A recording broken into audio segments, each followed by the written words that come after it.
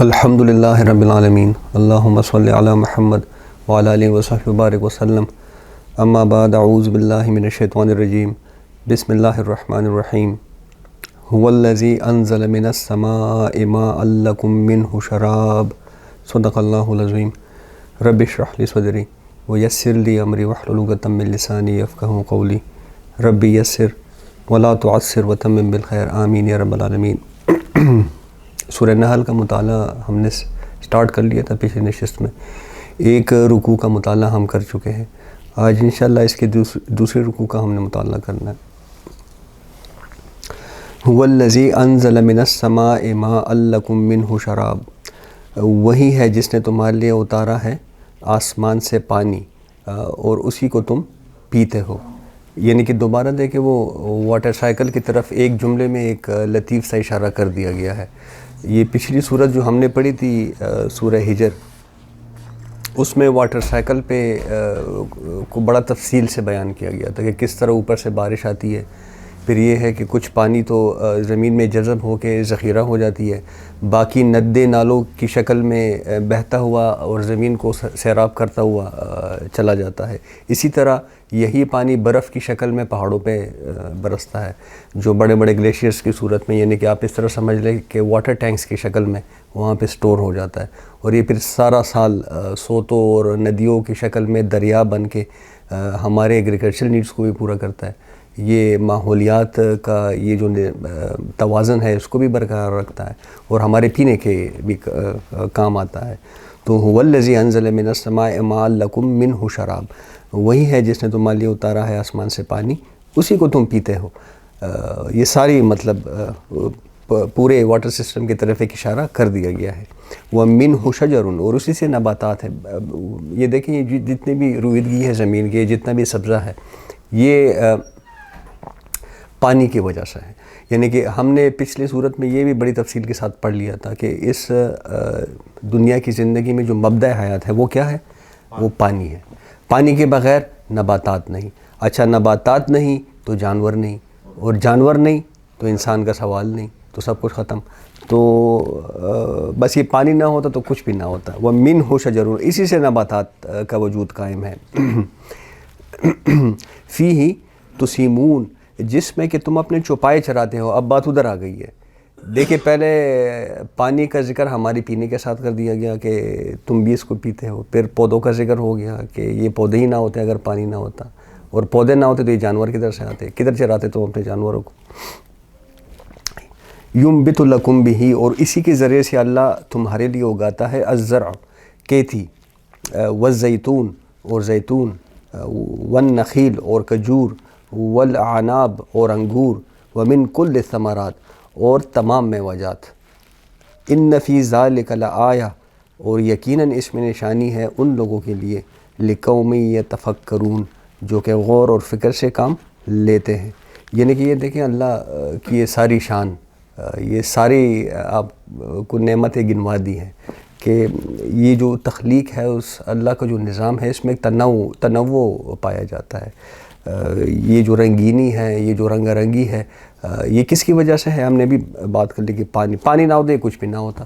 اب دیکھیے اسی بات کو سورہ ملک کی آخری آیت وہ جو ہے وہ ذہنوں میں لیا ہے، اس میں ایک اور انداز سے آپ کو بتایا گیا ہے کہ قُلْ أَرَأَيْتُمْ إِنْ أَصْبَحَ مَاؤُكُمْ غَوْرًا فَمَن يَأْتِكُم بِمَاءٍ مَّعِينٍ، کہ اگر ذرا سوچو یہ جو پانی ہے یہ اگر زمین کے اندر اتر جائے، یہ اگر خشک ہو جائے گا تو کیا کرو گے تم؟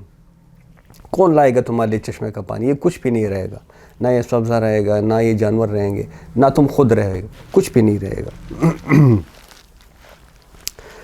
اب آگے اللہ کی نعمتوں کا بیان ایک اور انداز سے کیا جا رہا ہے۔ ایک دیکھیں ایک آیت کتنی گمبھیر قسم کی آیت، کہاں سے کہاں تک بتا دیا سب کچھ۔ اب ایک اور انداز سے اپنی نعمتوں کا اظہار، وَسَخَّرَ لَكُمُ اللَّيْلَ وَالنَّهَارَ، اور اسی نے تمہارے بھلے کے لیے رات اور دن کو مسخر کر دیا ہے۔ یعنی کہ دن کا اپنا پرپس ہے، رات کا اپنا ایک فنکشن ہوتا ہے۔ دن میں یہ بھاگ دوڑ جو لگی ہوتی ہے، ساری جد و جہد ہوتی رہتی ہے، یہ بھاگ دوڑ یہ ممکن ہی نہ ہوتی اگر رات میں سکون نہ ہوتا، کیونکہ جسم کو بہرحال اللہ نے ہمارے وجود کو ایک پیمانے پہ بنایا ہے، ایک توازن پہ بنایا ہے، اس کو آرام کی بھی ضرورت ہے، آرام دو گے تو جدوجہد کر سکو گے. تو یہ دن اور رات کو تمہارے لیے مسخر کر دیا. پھر دوسری طرف آپ کے سامنے وہ بات آ چکی ہے کہ یہ جو نباتات کا نظام ہے یہ تو دن اور رات کے الٹ پیش ہی چلتا ہے.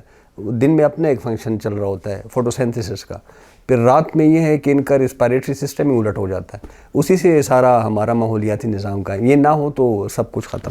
تو وَسَخَّرَ لَكُمُ اللَّيْلَ وَالنَّهَارَ, دیکھو تمہارے لیے دن اور رات کو بھی ہم نے مسخر کر رکھا ہے. وَالشَّمْسَ وَالْقَمَرَ, اور اسی طرح سورج اور چاند کو بھی تمہاری خدمت پر لگا رکھا ہے. وَالنُّجُومُ مُسَخَّرَاتٌ بِأَمْرِهِ, اور اسی طرح یہ جو ستارے ہیں یہ سب لگے ہوئے ہیں اپنے اپنے کام میں اللہ کے حکم سے.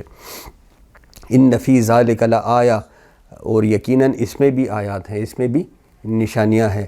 لقوم یعقلون, عقل سے کام لینے والوں کے لیے. اب دیکھیں نوٹ, پیچھے کیا فرمایا, یتفکرون, غور و فکر کرنے والوں کے لیے نشانی ہے. یہاں پہ یعقلون, عقل سے کام لینے والوں کے لیے. وما زرع لکم فی الارض مختلفا الوانہ, اور یہ جو بہت ساری رنگ برنگ کی چیزیں اس نے تمہارے لیے زمین میں پھیلا دی ہیں یا پیدا کر دی ہیں. یعنی کہ رنگا رنگ جانور ہیں, ہم دیکھتے ہیں چرند پرند ہے, یہ جڑی بوٹیاں ہیں, پھل ہے, میوے ہیں, کتنی رنگ رنگی ہے. یہ سب کچھ اللہ کی دین ہے. ان فی ذالک لآیۃ لقوم یذکرون, اور ان میں بھی ضرور نشانیاں ہیں نصیحت حاصل کرنے والوں کے لیے, سبق حاصل کرنے والوں کے لیے. یہ دیکھیں بار بار یہ نوکنگ ہو رہی ہے ہمارے ذہنوں پر, ہمارے دماغوں پر, کہ یہ باتیں کس کو سمجھ میں آتی ہے قرآن کی باتیں؟ عقل سے کام لینے والوں, جو غور و فکر کرتے ہیں. جو ویسے ہی دیکھیں وہ اس طرح کا دیکھنا نہ ہو کہ کتا بلی بھی آسمان کی طرف دیکھ لیں اور ہم بھی دیکھ لیں, اس طرح کا دیکھنا نہ ہو, غور و فکر ہو اس میں. یہ اللہ کی نشانی ہے, اس پہ عقل سے کام لیا جائے اس سے. اور پھر یہ ہے کہ عقل سے کام لے کر اللہ کی نشانیوں کو جان کر اس سے نصیحت اخذ کی جائے. یہ کائنات کا جو مقصد ہے وہ ذہنوں کے سامنے آ جانا چاہیے. ہماری دنیا میں جو زندگی اس کا جو مقصد ہے وہ ہمارے ذہنوں میں تازہ ہو جانا چاہیے. یہ امتحان چل رہا ہے. ہم تو یہ سوچ کے کہ چلو ادھر دیکھی جائے گی, اللہ کہتے ہیں کہ نہیں, دیکھنا تم نے یہاں پہ ہے, وہاں پہ تو فیصلہ ہوگا, وہاں پہ کیا دیکھی جائے گی. تو یہاں پہ ہم نے دیکھنا ہے, یہاں پہ ہم نے اپنی عقل کو استعمال کرنا ہے. وَهُوَ الَّذِي سَخَّرَ الْبَحْرَ لِتَأْكُلُوا مِنْهُ لَحْمًا طَرِيًّا, اور وہی اللہ ہے جس نے سمندر کو بھی تمہاری ضرورتوں کو پورا کرنے میں لگا رکھا ہے, اور اس میں سے تم تازہ گوشت کھاتے ہو. آج دیکھیں بڑا غرہ ہے سی فوڈ کا, مطلب آپ کو جگہ جگہ پہ اسپیسیفک سی فوڈ کے ریسٹورنٹس اب کھلنے لگے. تو یہ سمندر کو بھی تمہاری ضرورت کو پورا کرنے میں لگا رکھا ہے, اس سے تم یہ تازہ گوشت کھاتے ہو. وَتَسْتَخْرِجُوا مِنْهُ, اور اسی میں سے تم نکالتے ہو حِلْيَةً, اپنے لیے گہنے, تَلْبِسُونَهَا, جنہیں تم پہنتے ہو. یہ زینت کی چیزیں, یہ جو موتی وغیرہ نکلتے سمندر سے وہ بھی تم سمندر سے نکالتے ہو, اپنی زینت کی چیزیں. وَتَرَى الْفُلْكَ مَوَاخِرَ فِيهِ, اور تم دیکھتے ہو کہ کشتی سمندر کا سینہ چیرتی ہوئی چلتی ہے. یہ لٹرلی ایسا لگتا ہے جب یہ جہاز سمندر میں چل رہا ہوتا ہے تو جیسے کہ اس کا سینہ چیرتا ہوا آگے کو جا رہا ہے. تو تم دیکھتے ہو وَتَرَى الْفُلْكَ مَوَاخِرَ فِيهِ, تم دیکھتے ہو کہ کشتی سمندر کا سینہ چیرتے ہوئے چل رہی ہوتی ہے. وَلِتَبْتَغُوا مِنْ فَضْلِهِ, اور یہ سب اس لیے ہے, یہ پورا نظام کس لیے چل رہا ہے, تاکہ تم اپنے رب کا فضل تلاش کرو, لیکن حلال طریقے سے. یہ جو پیچھے یہ 3 دفعہ نوک کر دیا گیا کہ ذرا عقل سے کام لو, غور و فکر سے کام لو, نصیحت اخذ کرو, کیا مطلب ہے اس کا, کہ یہ سب کچھ کوئی کھلونا کھیل نہیں ہے. سوچ سمجھ کر حلال طریقے سے اپنا رزق تلاش کرو. اب رزق میں دیکھیں دنیا کا رزق بھی آ جاتا ہے, آخرت کا بھی آ جاتا ہے. اس کو ذرا بڑے اس میں پرسپیکٹو میں دیکھا کریں. اللہ تعالیٰ بات کرتا ہے وہ کلی بات کرتا ہے, وہ مطلب صرف یہ نہیں کہتا کہ دنیا نہیں, یہ سارا دن ہم تقسیم کر کے ہمیں دیکھنا چاہیے اپنے اوقات کو. ہمیں ذرا انالیسس اپنا کرنا چاہیے کہ آخرت کے لیے کتنا ٹائم دیا جا رہا ہے, دنیا کے لیے کتنا ٹائم دیا جا رہا ہے. تو رزق تلاش کرو آخرت کے لیے بھی اور دنیا کے لیے بھی.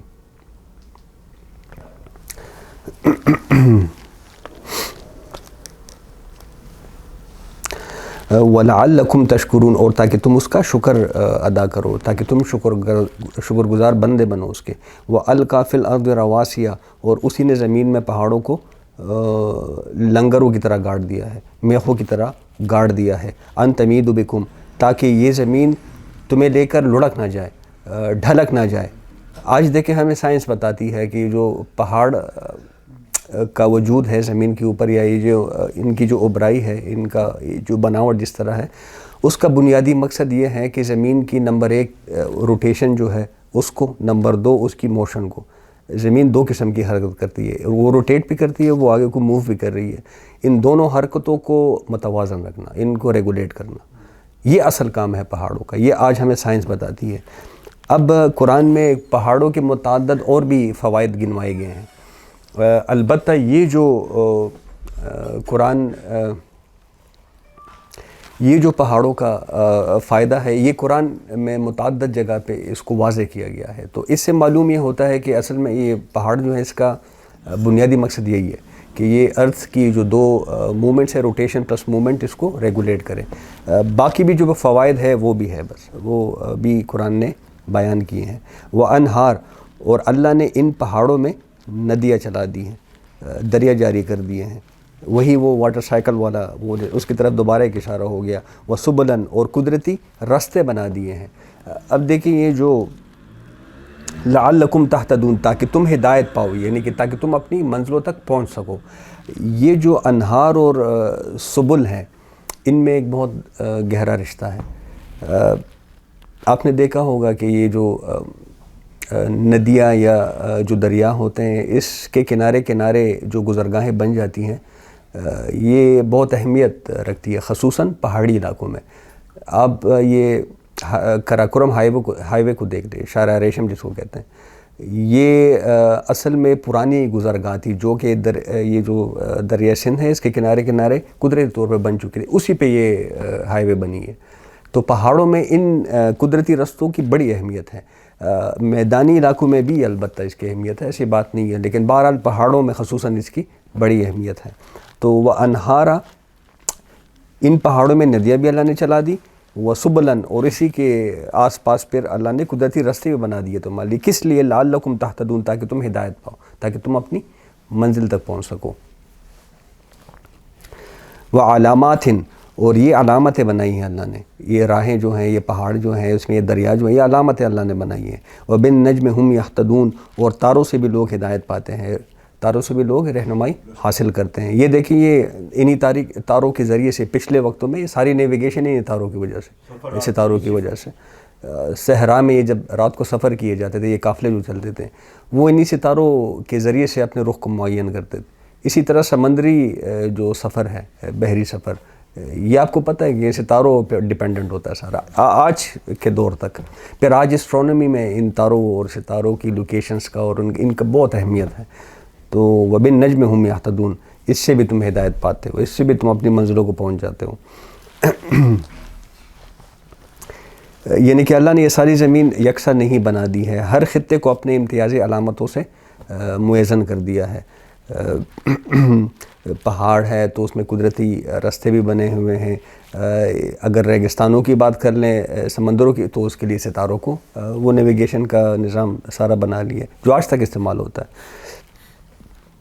اب دیکھیں یہ ساری خلاقی اللہ نے اپنی بیان کر کے، یہ سارے احسانات گنوا کر ہمارے سامنے ایک بڑا سادہ سا لیکن بڑا گمبھیر سوال اللہ رکھ رہے ہیں۔ افمن یخلق کمن لا یخلق، تو پھر کیا بلا جو یہ سب کچھ پیدا کرتا ہے، ہم نے پیچھے یہ سارے نعمتیں اس کی پڑھ لی، کیا وہ اس کی طرح ہو جائے گا جو کچھ بھی پیدا نہیں کر سکتا، جو کچھ بھی پیدا نہیں کرتے؟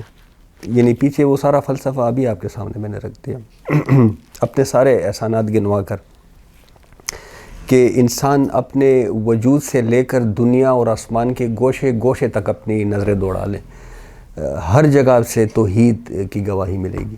یعنی کہ اتنا مربوط نظام، یہ واٹر سسٹم، یہ کائنات کا پورا کاسمک بیلنس، پھر اس دنیا کے اندر یہ ہماری دنیا جس طرح چل رہی ہے، ہماری خوراک کا جس طرح انتظام ہو رہا ہے، ہمیں ایک چھوٹی سی گندی سی بوند سے لا کھڑا کیا، یعنی کہ وہ پچھلے اس میں ہم نے پڑھ لیا تھا کہ اس کو تو ہم نے ایک گندی بوند سے بنایا، اب یہ اتنا جھگڑالو بن گیا، ہم سے جھگڑتا ہے، استدلال کرتا ہے. تو یہ سارا جو نظام ہے یہ خود ثبوت ہے اس بات کا کہ یہ ایک ہی اللہ کی خلاقی ہے، اس میں کسی کی شرکت نہیں ہو سکتی، ورنہ یہ اتنا مربوط نہ ہوتا، یہ اتنا متوازن نہ ہوتا.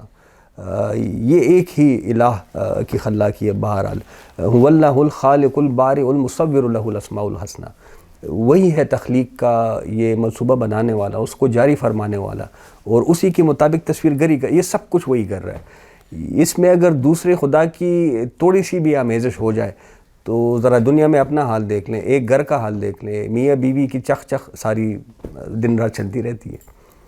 تو یہ کیسے ہو سکتا ہے کہ اتنا مربوط اور اتنا متوازن قسم کا نظام کئی خدا ملا کے چلا رہے ہیں؟ نعوذ باللہ، یہ ہو نہیں سکتا. تو ذرا سوچ کر بتاؤ.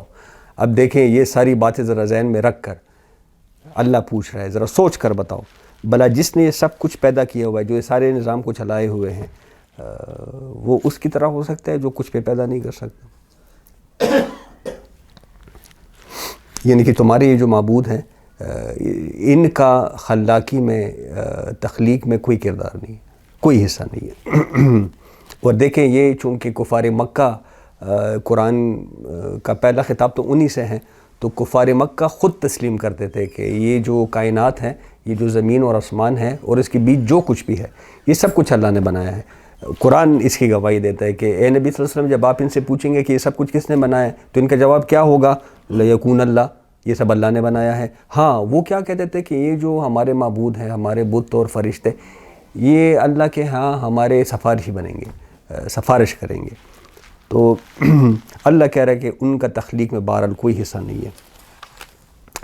تو افمن یخلق کمن لا یخلق، اب بتاؤ دوبارہ سوچ کر، کیا وہ ہستیاں جو پیدا نہیں کر سکتی، کیا وہ اس جیسی ہو جائیں گی جس نے سب کچھ پیدا کیا ہوا ہے؟ افلا تذکرون، تو کیا تم نصیحت حاصل نہیں کرتے؟ کیا تم ہوش میں نہیں ہو؟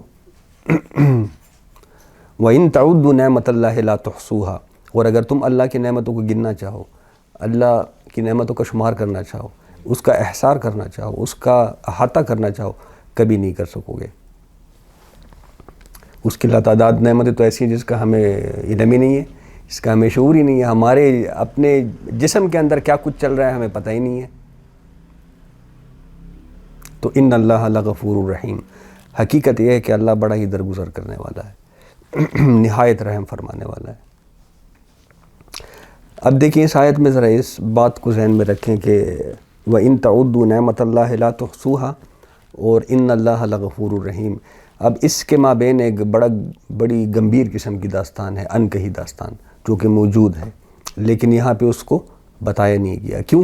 کیونکہ وہ اظہر من الشمس ہے، وہ اتنی واضح ہے کہ بیان کرنے کی ضرورت ہی نہیں ہے، حاجت ہی نہیں ہے. یعنی کہ اللہ کے یہ جو بے پایا احسانات ہے اس کا ذکر کر کے فوراً ہی فرما ان اللہ لغفور الرحیم. اب دیکھیں جس انسان کا بال اللہ کے احسانات میں بندہ ہوا ہو اور وہ اپنے جو محسن ہے، اللہ ہمارا محسن ہے، اس کی نعمتوں کا جواب ذرا دیکھیں ہم کس طریقے سے دے رہے ہیں.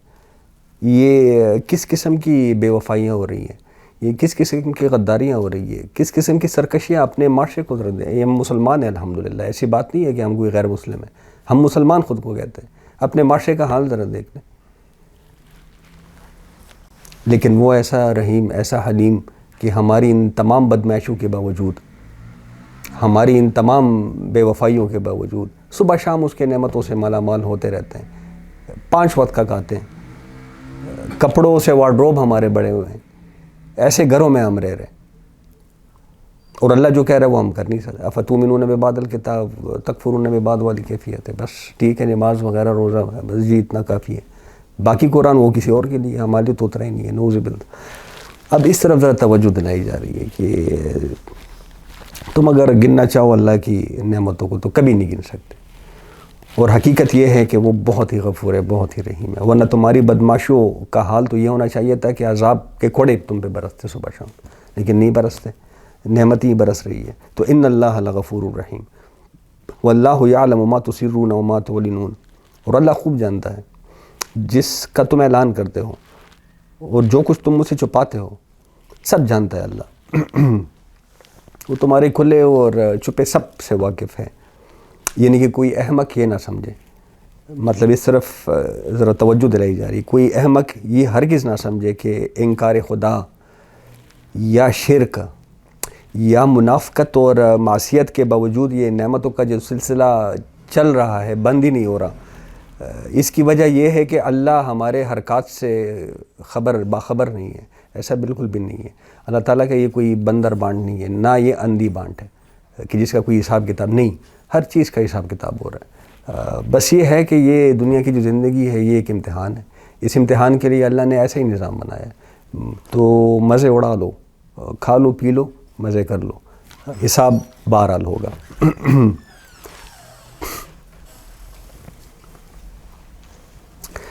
والذین یدعون من دون اللہ لا یخلقون شیئا وہم یخلقون.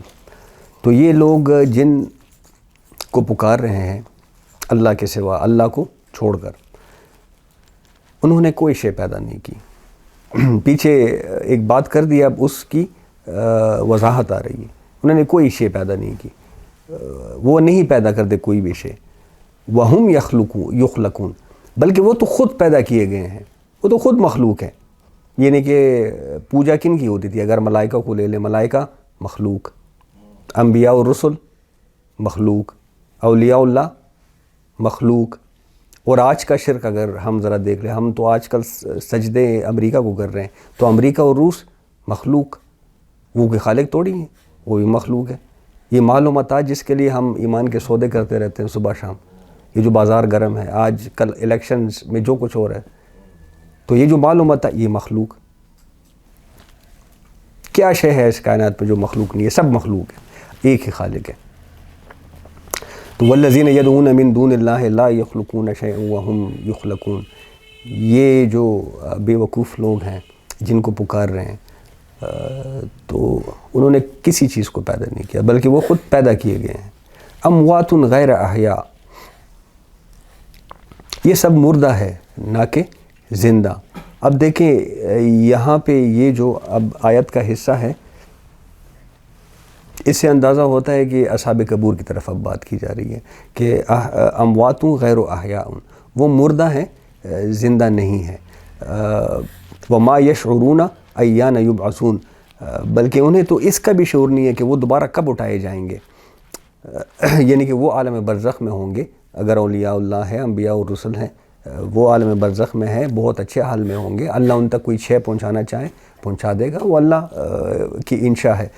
بہرحال تم ان تک نہ اپنی آواز پہنچا سکتے ہو, نہ کوئی اور شے پہنچا سکتے, اور نہ وہ تم تک کوئی شے پہنچا سکتے ہیں. بس یہ بات واضح کی جا رہی ہے یہاں پہ کہ وہ مردہ ہے, زندہ بالکل بھی نہیں ہے, اور انہیں اس کا بھی علم نہیں ہے کہ وہ دوبارہ کب اٹھائے جائیں گے. اور ہم یہ دیکھ لیں مزاروں پہ جو آج میلے لگے ہوتے ہیں, یہاں پہ خصوصاً جن معبودوں کی تردید کی جا رہی, میں نے آپ کے سامنے ایک بات رکھ دی ہے کہ وہ اصحاب قبور کی طرف اشارہ ہے. کیوں؟ کیونکہ یہ جو فرشتے ہیں یا شیاطین ہیں یا جو ہمارا من ہے, ہم تو آج کل اپنے من کے پجاری ہیں, تو یہ تو سب زندہ ہیں. تو ان پر یہ ہے کہ اموات غیر احیاء, ان کے الفاظ کا اطلاق نہیں ہو سکتا. مطلب یہ تو سب زندہ ہے, فرشتے, شیاطین یا ہمارا جو من. دوسری طرف یہ جو مورتیاں ہیں, یہ جو بت ہیں, پتھر کے ہوں, لکڑی کے ہوں, ان کے معاملے میں بعث بعد الموت کا معاملہ, اس کا سوال ہی نہیں پیدا ہوتا. تو ان پر ما یشعرون ایان یبعثون, ان الفاظ کا اطلاق نہیں ہوتا. تو یہ تو ایکویشن سے باہر ہو گئے. بیچ میں کون رہ گیا؟ اصحاب قبور, جو قبروں کے اندر پڑے ہوئے, انہی کی اب بات ہو رہی ہے. اچھا, اب ایک سوال ذہن میں یہاں پہ آتا ہے کہ یہ عرب کی جو علاقے تھے, وہاں پہ کیا یہ قبروں کا شرک ہوتا تھا؟ اصحاب قبور کا شرک, ایک سوال پیدا ہوتا ہے. بالکل ہوتا تھا. آپ اگر عرب کی تاریخ پڑھ لیں تو آپ کو معلوم ہو جائے گا. یعنی کہ اس کی وجہ اصل میں کیا تھی کہ عرب کے متعدد قبائل ایسے تھے, ربیہ ہو گیا, کلب ہو گیا, کنانہ, حرس, کعب, کندہ وغیرہ, یہاں پہ بکثرت عیسائی اور یہود آباد تھے. اور یہ دونوں جو مذاہب تھے یہ بری طرح سے یہ قبر پرستی کے اندر مبتلا تھے. یہ اپنے انبیاء, اپنے شہداء, اپنے صالحین کی قبروں کو بالکل مزار بنا دیا کرتے تھے. قرآن میں ہے کہ مت بنا ہوا. ہاں سورہ کاف میں یہ سب. تو مطلب یہ کہنا کہ عرب میں یہ شرک نہیں ہوتا تھا، یہ بالکل ہوتا تھا. یہ آپ تاریخ اگر آپ پڑھ لیں. اسی طرح ابن عباس رضی اللہ عنہ کی ایک روایت ہے کہ یہ جو ود، سوا، یغوث، یعوق یا نصر، یہ بتوں کے نام ہیں. یہ سب صالحین کے نام ہیں جنہیں بعد کے لوگوں نے بت بنا لیا اور اس کو پوجنا شروع کر دیا.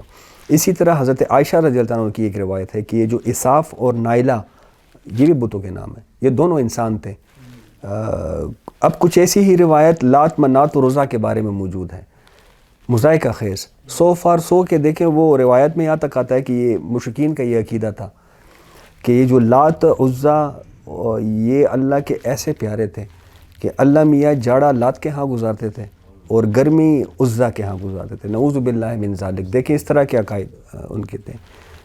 سبحانہ و تعالی عما یصفون. اللہ تعالیٰ جو فرماتے ہیں کہ اللہ کی صفت اس سے بہت اونچی ہے. تم جن صفات کے ساتھ اللہ کو، تو انسان کا یہی معاملہ ہے. انسان گمراہی کے اندر مبتلا ہے، غفلت کے اندر مبتلا ہے.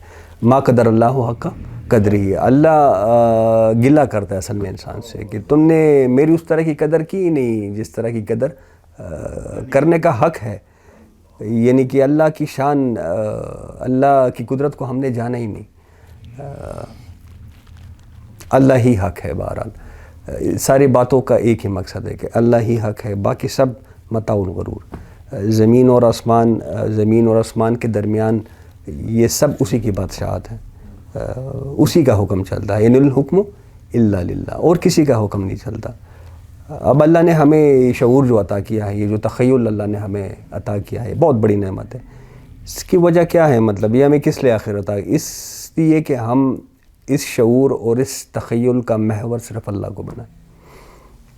یہ ہمیں اس لیے دیا گیا ہے. اور یہ جان لیجئے کہ جب شعور اور تخیل کا محور اللہ بن جائے تبھی انسان کو اپنا حقیقی شعور حاصل ہوگا کہ میں کون ہوں. کیونکہ پھر انسان اپنی نگاہوں سے نہیں بلکہ اللہ کی نگاہوں سے اللہ کو دیکھتا ہے، اور اللہ ہی کی نگاہوں سے اپنے آپ کو دیکھتا ہے. اللہ کی نگاہوں سے اپنے آپ کو دیکھنے کا مطلب کیا ہے؟ یہ اللہ جو قرآن میں بار بار یہ نفسیاتی بیماریوں کی طرف اشارہ کر رہا ہے، یہ اللہ کی نگاہ ہے کہ اس نگاہ سے ذرا اپنے آپ کو دیکھو. منافقت کا تذکرہ ہوتا ہے، ذرا اپنے اندر جھانکو، تم میں ہے کہ نہیں نفاق. اگر نفاق ہے تو اس کو علاج کرنا چاہیے. یہ اللہ کی نگاہ ہے. اس نگاہ سے مرد مومن اس نگاہ سے دیکھتا ہے. یہ اللہ کا وہ نور ہے کہ جو مومن کے دل میں ہو تو وہ اس کو صحیح راستہ نظر آ ہی جاتا ہے. تو اللہ تو ہر طرف ہے. بہرحال بس دیکھنے والی آنکھ چاہیے. وہ کبھی خوشبو کی شکل میں، کبھی ذائقے کے شکل میں. اب ہم دیکھ نہیں پاتے تو یہ ہماری شعور کا مسئلہ ہے. لیکن یہ کیفیت کب ہوگی؟ یہ جب ہوگی جب لا الہ الا اللہ پہ مکمل یقین ہو جائے گا. لا مطلوب الا اللہ اور لا محبوب الا اللہ. جب اللہ سے محبوب اور کچھ رہے گا ہی نہیں تو یہ کیفیت تبھی ہو سکتی ہے. اس سے کے بغیر بالکل بھی نہیں ممکن. تو دیکھیں یہ جتنے بھی لوگ ہیں یہ ہم سے اگر محبت کرتے تو اپنی منفعت، اپنے فائدے کے لیے محبت کرتے ہیں. واحد اللہ ایسی ذات ہے کہ وہ ہم سے ہمارے لیے محبت کرتا ہے، ہمارے فائدے کے لیے، اور ہم اسی سے بھاگ رہے ہیں. یہ المیہ ہے اصل میں انسان کا. تو اس کی محبت، اس کے احسانات کا شکر اصل میں ہم ادا کر ہی نہیں سکتے. ہم تو دیکھیں اگر اللہ کی طرف متوجہ ہوتے بھی ہیں تو اللہ کہتا ہے کہ یہ تمہارا کمال نہیں، یہ تو محض اس لیے کہ میں تمہاری طرف متوجہ ہونا چاہتا ہوں. تو اس حال میں ہم پڑے ہوئے. اس حال سے نکالنے کا اصل میں بس وہ طریقہ بتایا جا رہا ہے، لیکن ہماری سوچ ٹھیک نہیں ہے آج. یعنی کہ دستک دو، وہ کہتا ہے کہ دستک دو لیکن دل سے دو، دروازہ کھلے گا. اس کے لیے اپنے نفس کو سرنڈر کرو، اس کے لیے خود کو خاص کر لو. تو وہ اس لیے ڈراتا بھی ہے کہ دیکھو میں یہ سب کچھ ہوں لیکن اس کا ناجائز فائدہ مت اٹھاؤ. تمہیں یہ شعور اسی لیے دیا گیا ہے. جانور سے نہیں پوچھا جائے گا. وہ قیامت ہوگی تو جانور غائب، درخت سارے غائب. پوچھا کس سے جائے گا؟ ہم سے، کیونکہ شعور ہمیں دیا ہے. تو اللہ صرف اس طرف توجہ دلا رہے ہیں کہ یہ جو شعور یہ ایک بہت بڑی نعمت ہے، اس کو ضائع مت کرو. اور اللہ ایسی رحیم ذات ہے کہ 100 سال کے گناہ، ایک توبہ، ایک سیکنڈ وہ رومی کا ایک شعر ہے میرے خیال میں، اس کا متن تو خیر اب مجھے یاد نہیں ہے، اس کا مفہوم کیا نکلتا ہے کہ صرف ایک سیکنڈ ایک لمحہ درکار ہے اللہ کو راضی کرنے کے لیے. تو پیچھے جو ہو گیا ہو گیا، اللہ تو ایسی ذات ہے وہ بھول جاؤ اس کو، سرنڈر کر لو، میں تمہیں سب کچھ بنا دوں گا. میرے لیے گرو زمین پر، میں تمہیں آسمانوں کی بلندیوں پہ لے جاؤں گا. میرے لیے مٹ جاؤ، میں تمہیں سب کچھ بنا دوں گا. میرے لیے ڈوب جاؤ، میں تمہیں سورج کی طرح. بہرحال یہ اللہ کی طرف سے اوپن ہے، سب کے لیے دروازہ کھلا ہوا ہے، دستک دو ضرور کھلے گا. اقول قولی ھذا واستغفر اللہ لی ولکم ولسائر المسلمین. اللہم صلی علی محمد وعلی آلہ وصحبہ وبارک وسلم. اللہم ربنا آتنا فی الدنیا حسنۃ وفی الآخرۃ حسنۃ وقنا عذاب النار.